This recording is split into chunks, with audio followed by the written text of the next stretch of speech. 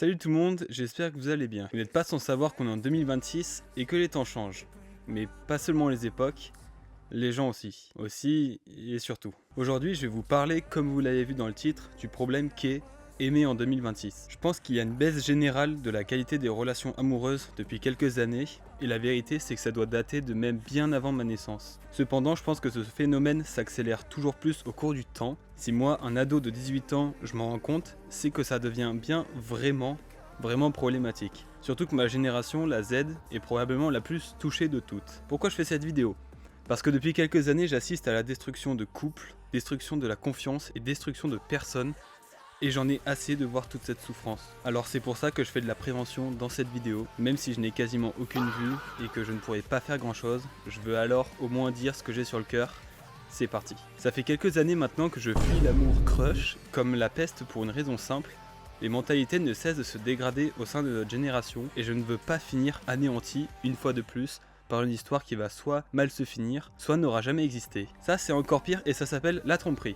La saloperie aussi, j'en parlerai un peu plus tard. Pourquoi je pense que les mentalités se dégradent ? Eh bah c'est pas compliqué, il suffit juste de jeter un œil dans la rue au nombre cataclysmique de gens qui fument, qui parlent mal, qui se moquent d'autrui. On est tous d'accord que ce genre de comportement n'est absolument pas occasionnel chez les individus, c'est une routine pour eux. À mon sens, les gens deviennent tous de plus en plus débiles, vides et superficiels. Par exemple, moi je m'entends mieux avec les gens de 13-14 ans qu'avec les gens de mon âge. Parce qu'en général, l'âge où les jeunes pètent un câble et partent en couille, c'est souvent autour de 18-20 ans. Enfin, ça c'était vrai avant. Maintenant, on en voit de plus en plus des ados de 12-13 ans qui adoptent les mêmes comportements.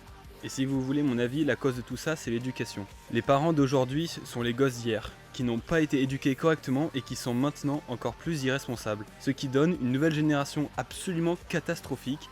Vous avez tous déjà entendu parler des iPad Kids, etc. Et bah voilà, le problème il est là, merde. Les nouveaux enfants reçoivent une éducation pourrie, de parents qui n'ont eux-mêmes pas été éduqués. Les gosses sont scotchés à leur brain rot skibidi toilette et je ne sais pas quelle merde toute la journée, parce que ce sont des enfants tyrans, qui n'ont aucune règle et que tous leurs désirs sont des ordres. Je parle comme nos darons qui disent qu'on passe la journée derrière les écrans, mais il y a quand même une diff entre regarder Fuse 3 pendant que je joue à Minecraft. Salut tout le monde, c'est Fuse. Et ça.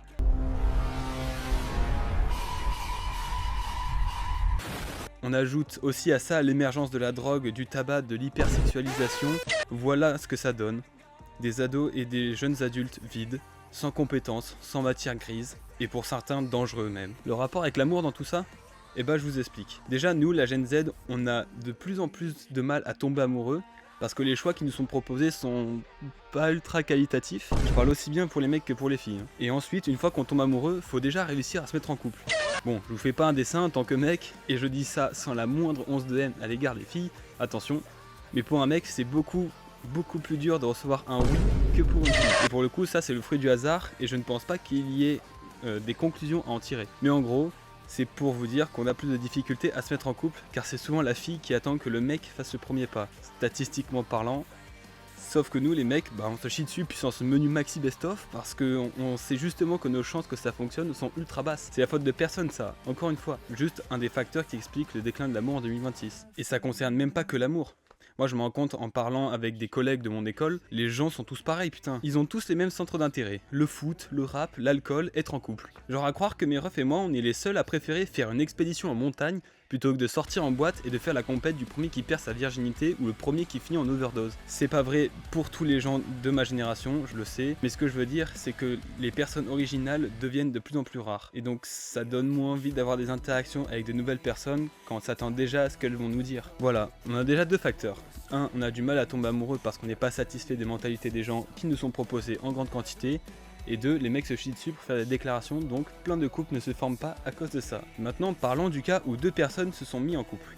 Probablement le pire, me diriez-vous. Prenons deux cas parmi cette situation. Un couple parfaitement sain avec des personnes incroyables qui s'aiment vraiment, et un autre couple où une des deux personnes n'aime pas vraiment l'autre, mais est là juste pour améliorer son statut social, satisfaire son ego, ou juste manipuler et tirer profit de l'autre. Dans le premier cas, c'est possible que ce couple s'épanouisse pendant plusieurs années. Ils vécurent heureux, ils eurent beaucoup d'enfants, vous connaissez la chanson. Ce genre de scénario, je suis pas fou, on est tous d'accord que depuis qu'on est tout petit, c'est exactement ce à quoi on s'attend quand on pense à un couple normal, pas vrai ?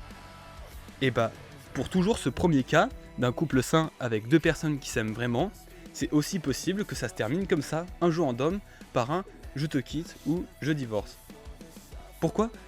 Alors il y a déjà plusieurs raisons que j'appelle logiques, comme par exemple les routines de l'un entrent en contradiction avec celles de l'autre et vivre ensemble n'est plus possible, les enfants créent beaucoup trop de conflits, ou une des deux personnes fait beaucoup plus d'efforts que l'autre dans la relation, c'est elle qui carry tout et au bout d'un jour, cette personne, elle en a marre de faire le ménage, la vaisselle, la cuisine, monter les meubles, amener les enfants à l'école, payer la taxe, etc.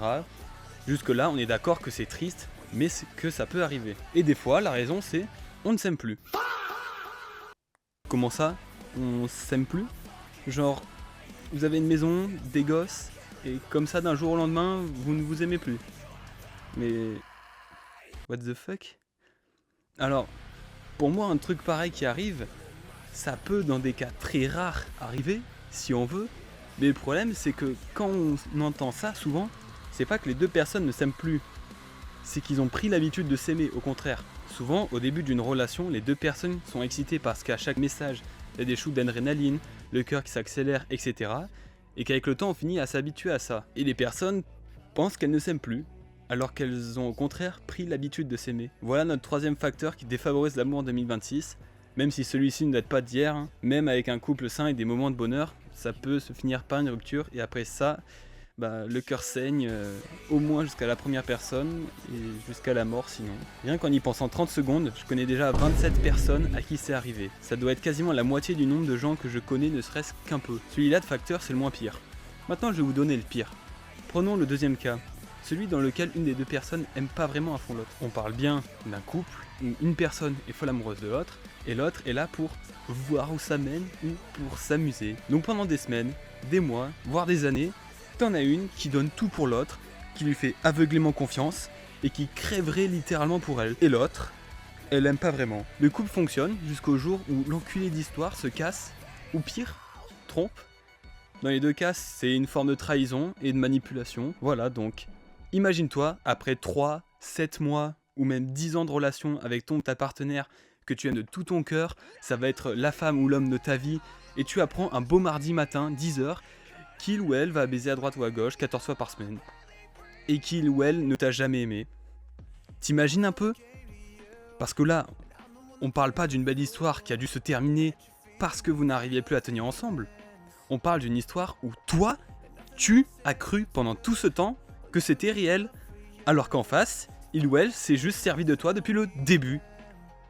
Vous imaginez tous ici la souffrance et la haine que vous ressentez à ce moment-là, mais surtout, ça nique votre confiance en les autres pour le reste de votre putain de vie. Et croyez-moi que c'est vrai. Voilà un autre facteur, la tromperie. Les gens qui regardent cette vidéo et qui ont déjà trompé quelqu'un, vous êtes des énormes fils de pute, qui méritaient de finir seuls. Et j'espère pour vous que je vous croise pas dans la rue. Je considère que tout le monde a le droit à une seconde chance. Donc ceux qui s'en veulent à mort et qui implorent le pardon, j'ai envie de dire que tout le monde fait des erreurs et malheureusement ça peut arriver. Mais ceux qui l'ont déjà fait et qui n'ont aucun scrupule, voire qu'ils en sont fiers, allez niquer tout votre arbre. C'est bon ?